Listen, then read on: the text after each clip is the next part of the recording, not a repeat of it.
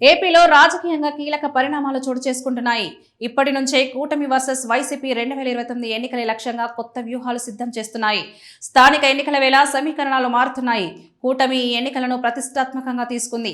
మాజీ సీఎం జగన్ సైతం స్థానిక ఎన్నికలపైన పార్టీ నేతలకు కీలక ఆదేశాలు ఇచ్చారు. కాగా నియోజకవర్గాల వారీగా పార్టీ పరిస్థితులపైన జగన్ నివేదికలు తెప్పించుకుంటున్నారు.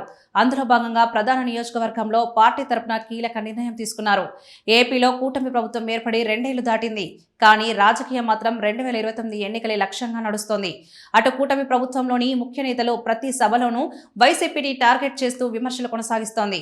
మరోసారి వైసీపీకి అవకాశం ఇవ్వొద్దని ప్రజలను నేతలు కోరుతున్నారు. అటు జగన్ కూటమి ప్రభుత్వం పైన విమర్శలు కొనసాగిస్తున్నారు.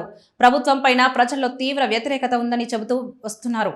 స్థానిక ఎన్నికల వేళ ఎన్నిక జరిగే ప్రతి వార్డు, ప్రతి మున్సిపాలిటీలో పార్టీ అభ్యర్థి బరిలో ఉండాల్సిందేనని, ఇందుకు అక్కడి నియోజకవర్గ ఇన్ఛార్జ్ బాధ్యత తీసుకోవాలని జగన్ స్పష్టం చేశారు.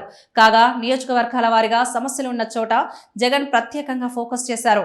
కొత్త వారికి బాధ్యతలు అప్పగిస్తున్నారు. తాజాగా నెల్లూరు జిల్లా గూడూరు నియోజకవర్గ వైసీపీ సమన్వయకర్తగా జగన్ కొత్త వారికి అవకాశం ఇచ్చారు. ఇన్ఛార్జిగా బూదురు గురువయ్యను నియమించారు. గత ఎన్నికల్లో ఈ నియోజకవర్గంలో వైసీపీని అభ్యర్థిగా మేరుగ మురళి పోటీ చేసి ఓడిపోయారు. గూడూరు రూరల్ ఎంపీపీగా గురువయ్యగా పనిచేశారు. నెల్లూరు జిల్లా తొలి నుండి వైసీపీకి కంచుకోటగా ఉంది. అలాంటి జిల్లాలో 2024 ఎన్నికల్లో వైసీపీకి ఒక్క సీటు కూడా దక్కలేదు. దీంతో జిల్లాలో నియోజకవర్గాల వారీగా పరిస్థితిపైన నివేదికలు తెప్పించుకుంటున్న జగన్ అవసరమైన మార్పులు చేర్పుల కోసం సిద్ధమవుతున్నారు. ముందుగా గూడూరు ఇన్ఛార్జ్ పైన నిర్ణయం తీసుకున్నారు. త్వరలోనే నెల్లూరుతో పాటుగా ప్రకాశం, ఉమ్మడి జిల్లాల్లో పలు మార్పులు ఉంటాయని తెలుస్తోంది. దశల వారీగా జగన్ కొత్త ఇన్ఛార్జీలపైన నిర్ణయం తీసుకోనున్నారు.